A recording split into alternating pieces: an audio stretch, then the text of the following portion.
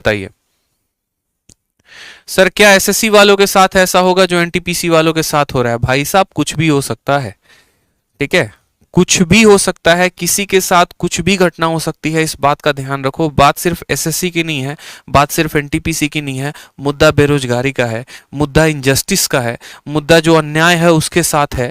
कल के दिन अगर आपके साथ भी अगर ऐसी समस्या आती है, जैसे मानो कि आपके साथ नॉर्मलाइजेशन में खिलवाड़ हो जाए, या फिर मान लीजिए कि आपके कट ऑफ में खिलवाड़ हो जाए, आप पहुंचते हैं एसएससी ऑफिस धरना देने और वहां पर लट पे लट आपको बरसाए जाए, मार के मुंह हाथ नाक वाक सब फोड़ दिया जाए, ठीक है, आप रो रहे हैं, आप चिल्ला रहे हैं, आप आगे हाथ जोड़ रहे हैं और आपको जो है पुलिस वाले इतने बेदर्दी से मार रहे हैं जैसे भैया भारत का नंबर 1 टेररिस्ट तो आप ही हैं अजमल कसाब के बाद, तब आपको महसूस होगा शायद कि आज भारत में ही क्यों है।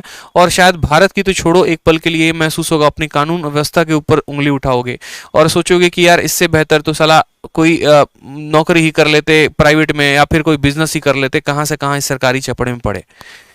क्योंकि सरकार की नीयत सही नहीं है, वो आपको नौकरी नहीं देना चाहती है, इस बात को आप ध्यान लीजिए। जहां पर उनकी तारीफ करने की बात आती है, आदमी खुल के तारीफ करता है, लेकिन जहां पर तारीफ के काबिल वो नहीं है, वहां पर कटाक्ष होगा और पूर्ण तरीके से कटाक्ष होगा, ठीक है। ये बिल्कुल भी सही नहीं है। एक युवा जो आगे चलकर आपके देश के भविष्य को उजागर करेगा, हो सकता है कल के दिन वो एक आईएएस ऑफिसर बन जाए, हो सकता है कल के दिन वो एक आईपीएस ऑफिसर बन जाए, हो सकता है किसी स्टेट का वो जो है एम्बेसडर बन जाए, किसी कंट्री में जाकर एम्बेसी बन जाए, और आप उसको सीख क्या दे रहे हो? आप उसको सीख ये दे रहे हो कि मार के तुम्हारा सर फोड़ देंगे, माँ बहन की गालियां दे रहे हो, कर क्या रहे हो आप समाज में? एग्जाम्पल क्या सेट कर रहे हो? बचपन में जब से हम बड़े होते हैं, माँ एग्जाम्पल देती है कि बेटा देख, पढ़ लिख कर उनके तरह ऑफिसर बनना है, उन्हीं के तरह पुलिस ऑफिसर बनेगा, बड़ा प्रॉमिस कर रहा है ना, तो हम बोलते हैं हाँ माँ बनेंगे। और आज जब वही ऑफिसर को वो देखेगी गाली देते हुए, तो क्या वो माँ एग्जाम्पल दे पाएगी अपने बच्चे को कि हाँ बेटा तू इनकी तरह ऑफिसर बन? कदापि के एग्जाम्पल नहीं दे सकती है वो। हम लोग रूम में रहते हैं, एक ही रूम में रहते हैं, उसी में खाना बनाते, खाते हैं, पढ़ते हैं, सारे एस्पिरेंट, मैं तो खुद वहीं से उठकर आया हूँ, हमें तो पता होता है यार हम कितनी मेहनत कर रहे होते हैं, सर पे 1000 टेंशन होते हैं, घर से पैसे नहीं आते महीने के, राशन खत्म हो जाता है। बहुत बार तो ऐसा होता है बच्चे फोन करके बोलते हैं सर खाना खत्म है, फिर फोन पे करता हूँ उनको मैं। ऐसे ऐसे हालात हो जाते हैं, बहुत बार ऐसे हो जाते हैं। कितने बच्चे ऐसे हैं जिनको दिल्ली में मैंने मुफ्त पे रखा हुआ है, क्योंकि मैं उनके हालात को समझता हूँ। क्या सरकार इस बात को समझती है?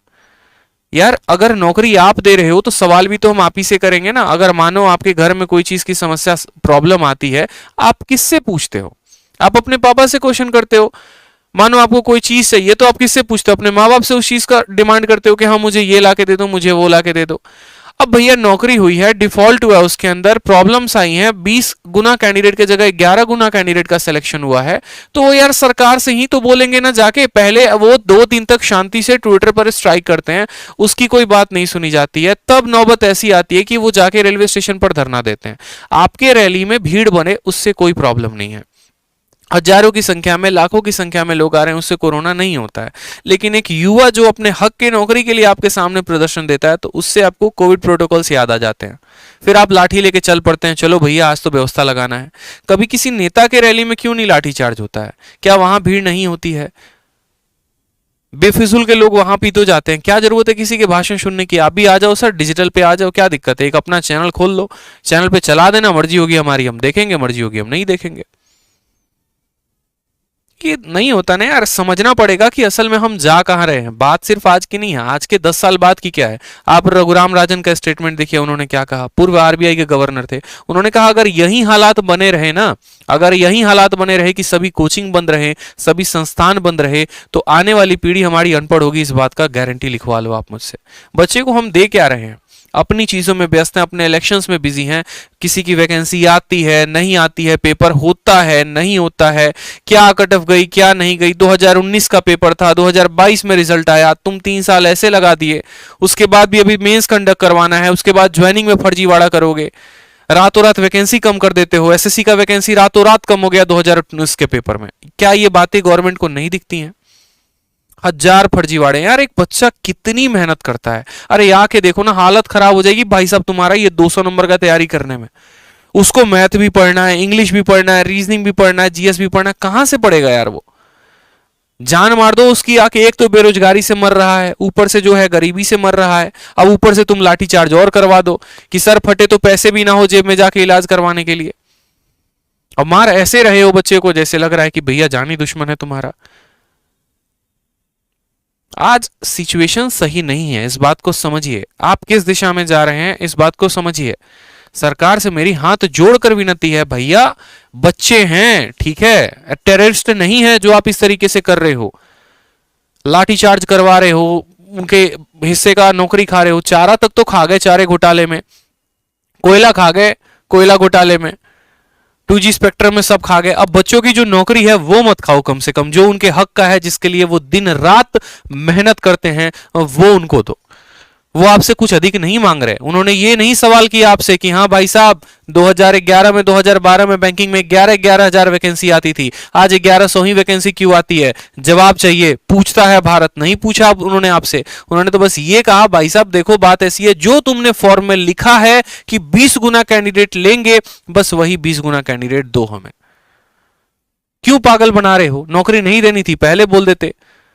जब चुनाव आया 2019 में, पैसे की जरूरत पड़ी, निकाल दिया एनटीपीसी का वैकेंसी, हर बंदे से ले लिया 450 रुपए, लाखों करोड़ों रुपए आ गए। एक साल तक उसी पैसे से पूरा का पूरा फंडिंग किया, पैसे इंटरेस्ट पे लगाए, क्या किया वो आप जानो सर। बच्चे का तो एक साल बर्बाद हुआ ना। अब बच्चा एक साल बाद जब आपको प्रोटेस्ट करता है तो याद आता, अच्छा पैसा लिए थे, भूल गए रे ससुरा, पेपर करवाना है उसका। तब जाते हो पेपर करवाने, और पेपर करवाने के बाद 50 नौटंकी उसको दिखाते हो।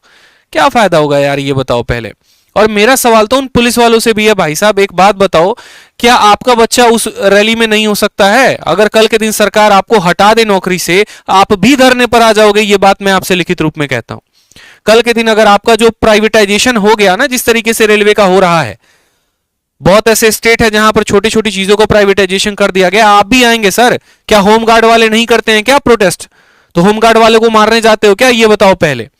खुद का बच्चा बच्चा है, दूसरे का बच्चा बच्चा नहीं है। आपका प्रोटेस्ट वाजिब होता है, आप अपनी पेमेंट के लिए अगर प्रोटेस्ट करते हैं तो वाजिब है, लेकिन अगर एक स्टूडेंट अगर नौकरी के लिए अपने प्रोटेस्ट कर रहा है तो वो वाजिब नहीं है। फिर तो लाठी चलाओ, जरूरत पड़े तो बॉम्ब भी छोड़ दो उसके ऊपर, बुलडोजर भी चलवा दो, क्या दिक्कत है? इंसान थोड़ी हम तो मकड़ी है, मतलब यहां धरती पे ऐसे ही आए हैं बस। इंसानियत कहां है हमारे अंदर? जिएंगे थोड़ी हम आके, मार दो हमें ऐसे ही, क्या जरूरत है? बेरोजगारी से मार रहे हो, ऐसे ही मार दो। अरे 2 महीने से हम लोग पढ़ाते हैं, 2 साल से बच्चा पढ़ता है, कितने सेंटीमेंट उसके साथ जुड़ जाते हैं। पूछते हो कभी आके? वैकेंसी तक कोई नई नहीं निकाल पाते, आप संदेह में रखे रहते हो, सीईटी लेंगे नहीं लेंगे, लेंगे नहीं लेंगे। आपका चुनाव तो कभी संदेह में नहीं होता। किस पार्टी के किस नेता को अपने पार्टी में घुसाना है, किसको बाहर करना है, ये चीजें आपके माइंड में पहले क्लियर होती हैं, लेकिन सीईटी लाना है, बच्चों का भविष्य का सवाल है, ये आपके माइंड में क्लियर नहीं होता। यही कारण है कि आपके जितने भी टॉप सीईओज हैं ना, वो आपके भारत में नहीं है, आपके देश के बाहर है। यही कारण है कि जो फेसबुक के हैं, गूगल के हैं या माइक्रोसॉफ्ट के हैं, वो आपके कंट्री में काम ही करना पसंद नहीं करते हैं। आप कितना भी डिजिटल इंडिया चला लो, कितना भी स्किल इंडिया चला लो, आपके कंट्री में कोई नहीं आएगा। यही कारण होगा। इसलिए नहीं आएगा क्योंकि आप उस तरीके का प्रोत्साहन नहीं दे रहे। हुनर है, ये भारतीय ऐसे है ना, और ये भारत के युवा ऐसे हैं, पूरे भारत में पूरे विश्व में डंका बजा सकते हैं अपने ज्ञान का। यही वो भारत है जिसने जीरो की खोज की थी, यही वो भारत है जिसने इतनी क्रांति लेकर आया था, और आज यही वो भारतीय हैं जो पूरे बाहर से पूरे विश्व को कंट्रोल करके रखते हैं। लेकिन इन्हीं भारतीयों के अखंड विश्वास के साथ आप जो है ना मजाक कर रहे हो और कुछ ना कर रहे। इनके भविष्य के बारे में आप सोच ही नहीं रहे। आपके लिए अपना चुनाव इंपॉर्टेंट है, आपके लिए अपने आरोप प्रत्यारोप इंपॉर्टेंट है, लेकिन बच्चों का भविष्य का कहीं पर कोई भी बात किया ही नहीं जाता। शुक्र मनाओ आईआईटी कॉलेज का कि वो बेचारे प्राइवेट है, नहीं तो भैया आईआईटी की वैकेंसी आती, वो भी खा डकार के बैठ जाते और बोलते कि हाँ भैया जाओ, कोई आईआईटी वाईटी नहीं है। फिर एचसी वर्मा जैसे लोग ही कभी नहीं आते। 50 चीजें यार, अच्छा काम करते हो ठीक है, समझ में आता है, बच्चों का तो सोचो ना यार, बच्चों का सोचो यार। कौन सोचेगा बच्चों का? अगर आपकी सरकार है, आप नहीं सोचोगे, कौन सोचेगा? फिर यहां बोलेंगे ये विरोध कर रहा है तो ये अंधभक्त है, तो ये जो है कटाक्ष है। भाई मैं किसी पार्टी का सपोर्टर नहीं हूं। अगर आज कांग्रेस भी होती गवर्नमेंट में तो मैं उससे भी यही बात पूछता, अगर आज कोई और पार्टी होती तो भी उसी बात पूछता। जो पार्टी सरकार में होती है सवाल उसी से किया जाता। अरविंद केजरीवाल से जाके नहीं पूछेंगे। मोदी जी हैं पार्टी में तो मोदी जी से ही पूछा जाएगा और किसी से नहीं पूछा जाएगा, क्योंकि हमने वोट उनको दिया है, हमारा हक बनता है। जब भी आप इस बात का यार ध्यान रखा करो, इन चीजों का छोटी छोटी लेकर आप किन पे लाड़ियां चलवा रहे हो यार? जो बच्चे हैं, जो आने वाले भविष्य हैं, क्या प्रभाव पड़ेगा उनके मानसिकता के ऊपर? खुले मन से कभी भी क्या वो नेशन को सपोर्ट कर पाएंगे? क्या वो सरकारी सेवा दे पाएंगे? पता चला किसी ड्राइवर के बेटे के ऊपर लाठी चलवाए, वो खुन्नस में आए, ड्राइवर गाड़ी चला रहा था लेके कुदा देगा आपको नदी में। समझा करो इस बात को, थोड़ा सा ध्यान रखा करो।